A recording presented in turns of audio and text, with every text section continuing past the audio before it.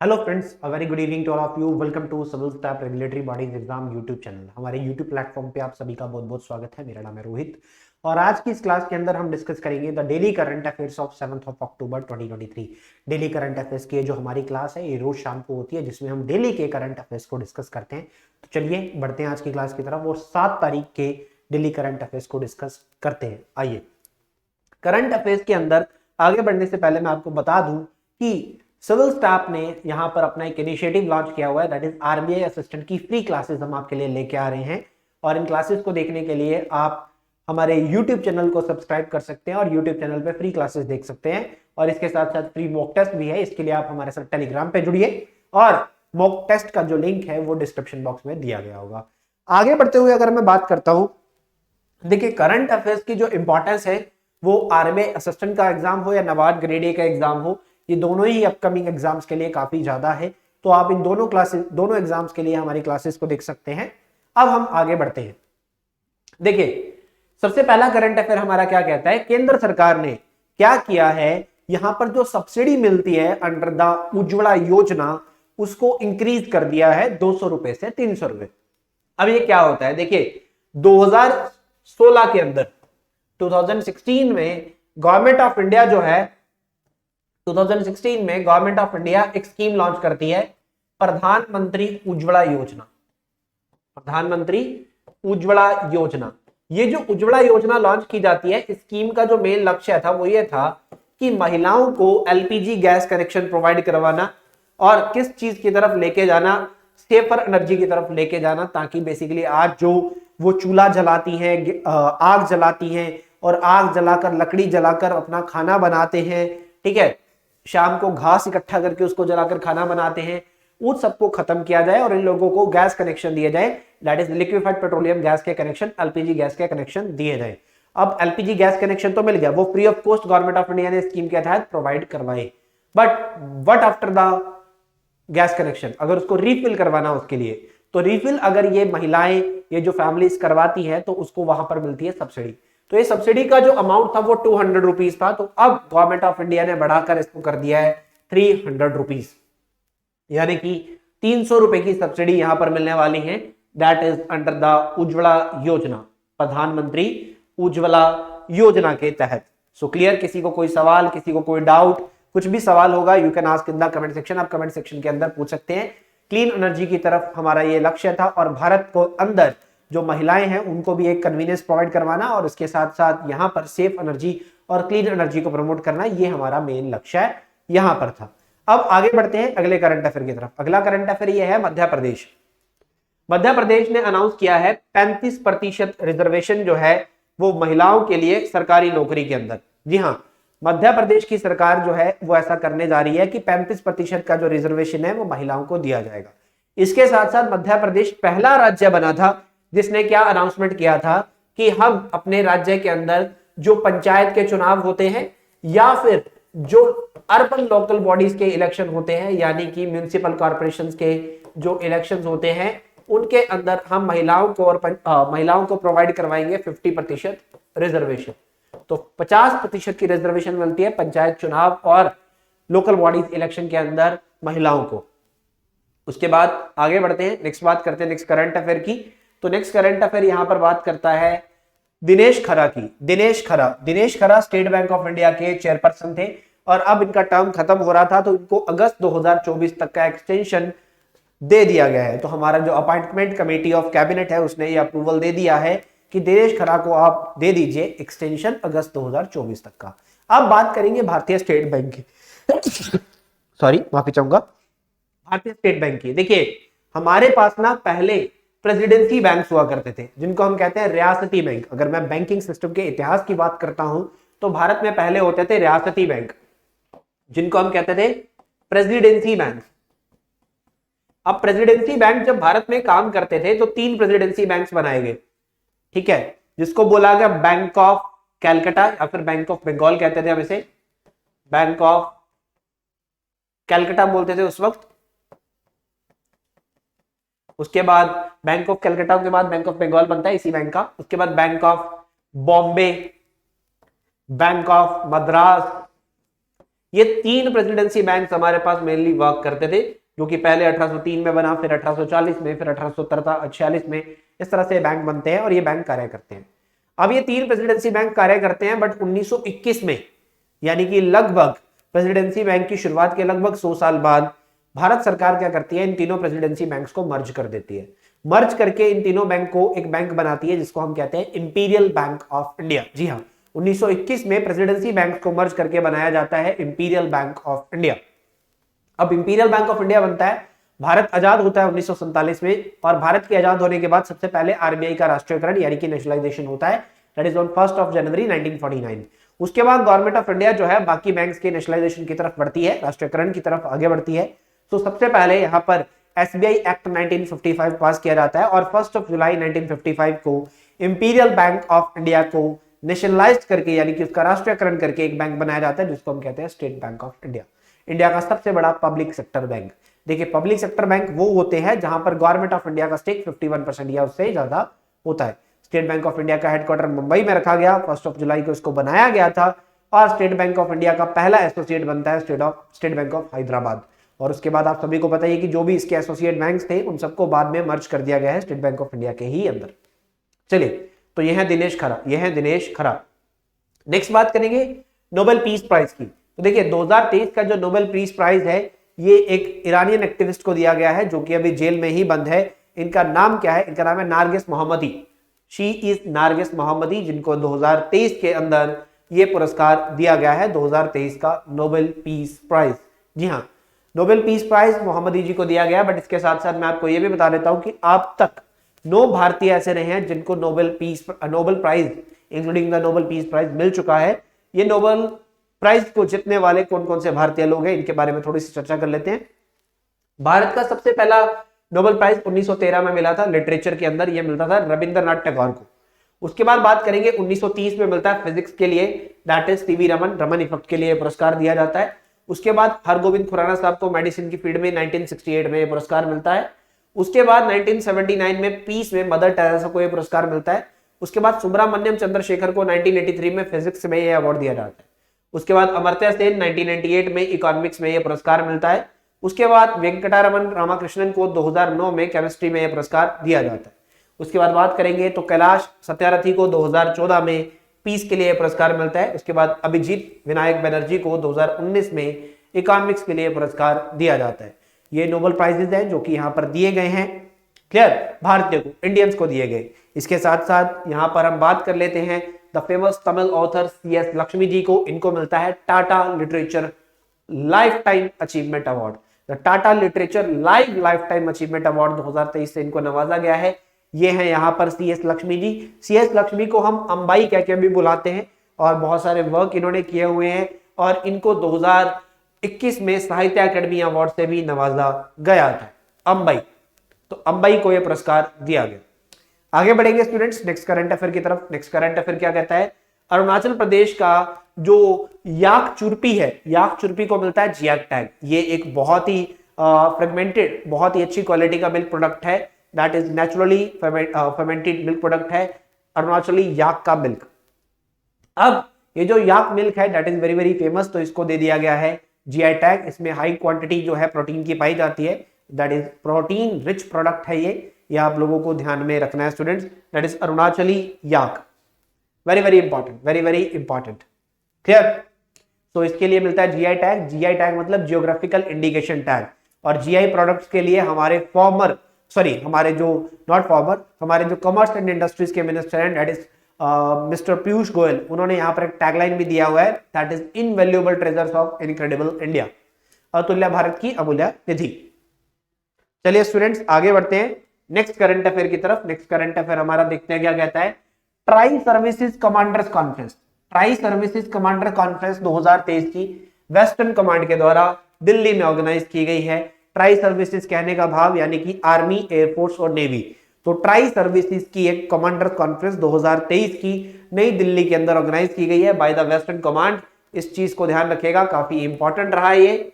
Western command, western air command के द्वारा इसको ऑर्गेनाइज किया गया।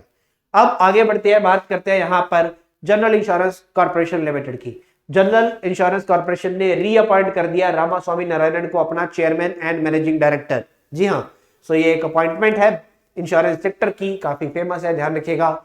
General insurance corporation India limited ने रामास्वामी नारायणन को अपॉइंट किया है चेयरमैन एंड मैनेजिंग डायरेक्टर। इसके साथ साथ बात करेंगे वर्ल्ड सेरेब्रल पैलेसी डे की।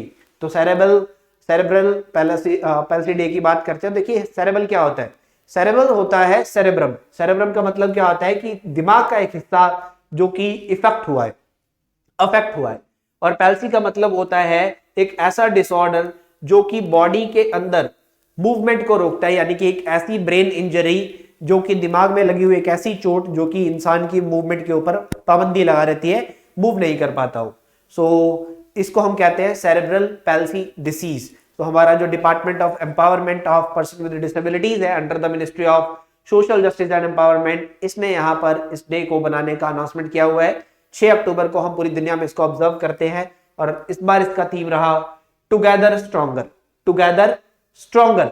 ये थीम यहाँ पर चूज किया गया students, and you have to remember this is very very important, काफी महत्वपूर्ण ये हो जाता है।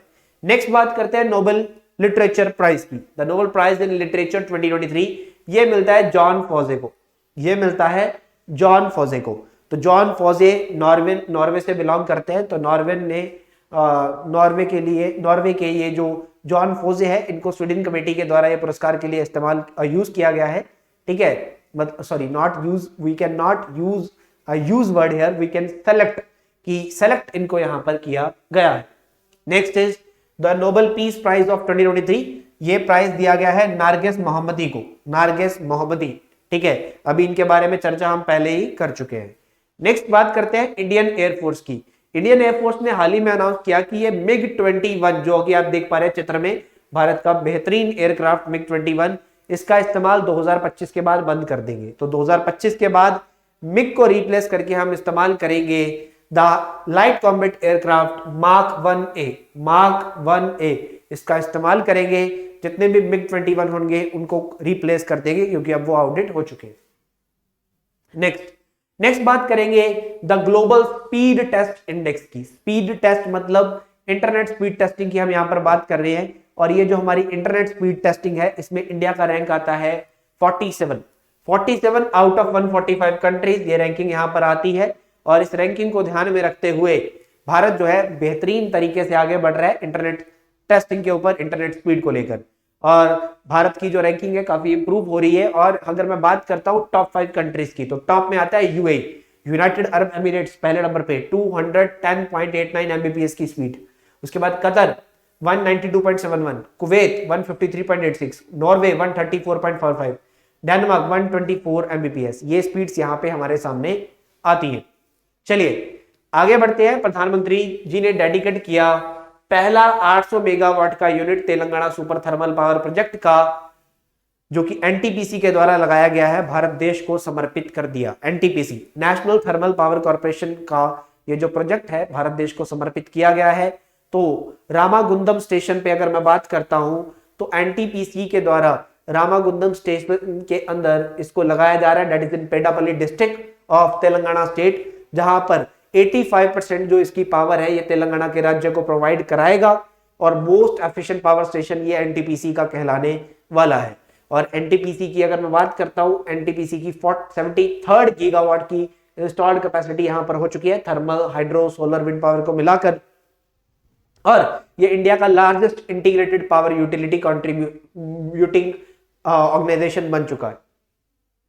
ठीक है, क्योंकि ये कंट्रीब्यूट कर रहा है, जितनी भी पावर रिक्वायरमेंट हमारे देश की है उसका 1/4 तो एनटीपीसी ही प्रोड्यूस कर रहा है। आगे बढ़ते हैं। National turmeric board.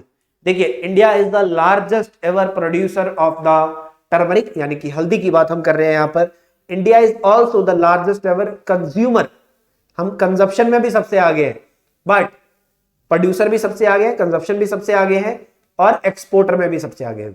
India is the largest ever exporter of turmeric in the world. और इंडिया में सबसे ज्यादा टर्मरिक जो है ये महाराष्ट्र वाली साइड होती है। ठीक है, तो द नेशनल टर्मरिक बोर्ड यहां पर बनाया जा रहा है, जो कहता है कि हम एक्सपोर्ट को $1 बिलियन तक ले जाएंगे 2030 तक। टर्मरिक की एक्सपोर्ट, यानी कि हल्दी का व्यापार जो है $1 बिलियन तक पहुंच जाएगा 2030 तक ये यहां पर बताया जा रहा है स्टूडेंट्स, और ये आपको ध्यान में रखना पड़ेगा। नेक्स्ट बात करते हैं यहां पर एक यूनिवर्सिटी की। तो देखिए भारत की पहली सेंट्रल ट्राइबल यूनिवर्सिटी जो है ये बनाई जाएगी तेलंगाना के मुलुगु डिस्ट्रिक्ट के अंदर। इसको बनाने के लिए 900 करोड़ रुपए का खर्चा अनाउंस किया गया है मोदी जी के द्वारा, और इसको जो नाम दिया जाएगा वो दिया जाएगा Sammakka and Sarakka. Sammakka and सरक्का के नाम पर इसको बनाया जाएगा। यह अनाउंसमेंट मोदी जी ने यहां पर कर दिया है, जो कि ट्राइबल्स में देवी देवता के तौर देवी के तौर पर पूजी जाती है। कोया ट्राइब्स के लोग इसको पूजते, कोया ट्राइब्स के लोग इसको पूजते। क्लियर? तो 900 करोड़ खर्च यहां पर किया जाएगा। आगे बढ़ते हैं। महात्मा गांधी का बर्थडे जब भारत में ऑर्गेनाइज किया गया तो प्रधानमंत्री नरेंद्र मोदी जी ने भारत का पहला the high tech sports training centre for the दिव्यांगजन पीपल, इसको भारत देश को समर्पित कर दिया और इसका नाम अटल बिहारी वाजपेयी साहब के नाम के ऊपर रखा गया है। और इसको बनाया जा रहा है ग्वालियर मध्य प्रदेश के अंदर। मध्य प्रदेश के ही रहने वाले थे, आप सबको पता ही है अटल बिहारी वाजपेयी साहब। तो वाजपेयी साहब को समर्पित करते हुए उनके नाम के ऊपर गांधी जयंती के मौके पर मोदी जी ने भारत का पहला high tech sports training centre जो है अनाउंस कर दिया। तो ध्यान रखिएगा, दैट इज फॉर दिव्यांगजन पीपल, दिव्यांगजन पीपल। आगे बात करते हैं अमित अग्रवाल जी, जो कि UIDAI unique identification authority of India के सीईओ हैं। इनका एक्सटेंशन कर दिया गया। देखिए ये जो बॉडी है यूआईडीएआई, ये आधार कार्ड बनाती है। इसकी स्थापना 2009 में हुई थी। नंदन नीलेकणी जी इसके संस्थापक कह सकते हैं और पहले चेयरमैन भी कह सकते हैं। और ये बॉडी ने पहला आधार कार्ड 2010 में बनाया था, 2010 में। और पहला आधार कार्ड भारत में बना था एक लेडी का, महाराष्ट्र की रंजना सोनावड़े, रंजना सोनावड़े, इनका आधार कार्ड सबसे पहले बना था। तो इसके जो यूआईडीएआई के जो चेयरपर्सन है इनका नाम है अमित अग्रवाल। तो अमित अग्रवाल साहब को सीईओ है अमित अग्रवाल, इनको एक्सटेंशन मिल जाता है the chief executive officer of unique identification authority of India. अब बढ़ेंगे एमसीक्यूज की तरफ। ये था आज का करंट अफेयर सेशन। अब हम एमसीक्यूज की तरफ बढ़ेंगे और एमसीक्यूज को डिस्कस करेंगे। चलिए स्टूडेंट्स बढ़ते हैं एमसीक्यूज की तरफ। तो पहला एमसीक्यू ये रहा आपकी स्क्रीन पर। इनमें से किसको सीईओ अपॉइंट किया गया है unique identification authority of India का? Who has been appointed as the chief executive officer of unique identification authority of India? इस क्वेश्चन का आंसर आप लोग करेंगे। So this is Amit Agarwal. So option A यहां पर हमारा करेक्ट आंसर हो जाएगा। जिसने भी ऑप्शन ए आंसर किया है वेरी गुड, बहुत अच्छे। चलिए अब अगले सवाल की तरफ मूव ऑन करते हैं। अमित अग्रवाल के बाद अगला सवाल है, नोबेल प्राइज फॉर लिटरेचर किसको मिलता है 2023 का? नोबेल प्राइज फॉर लिटरेचर 2023 किसको दिया गया?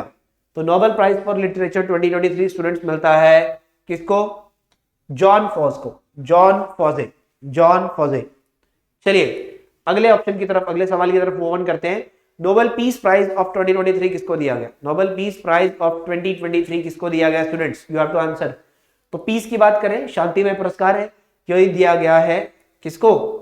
नारगिस मोहम्मदी, ईरान की एक एक्टिविस्ट जो कि अभी जेल में है।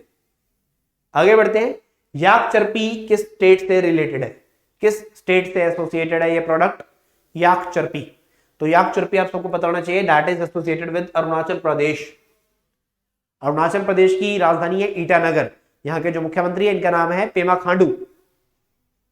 अगला सवाल, भारत का पहला hi-tech sports training centre for the दिव्यांगजन पीपल, इसको कहां इनोग्रेट किया जा रहा है? इसको कहां इनोग्रेट किया जा रहा है?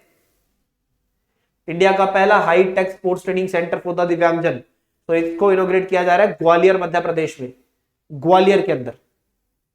चलिए अगले सवाल की तरफ बढ़ते हैं। प्रधानमंत्री उज्ज्वला योजना को किस वर्ष में लॉन्च किया गया था?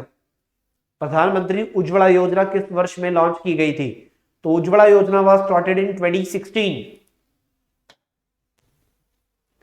चलिए आगे बढ़ेंगे। अगला सवाल क्या कहता है? कौन सा राज्य है जिसने 35% रिजर्वेशन महिलाओं को देने की बात करी है सरकारी नौकरी में, रिक्रूटमेंट में? 35% रिजर्वेशन महिलाओं को दी जाएगी।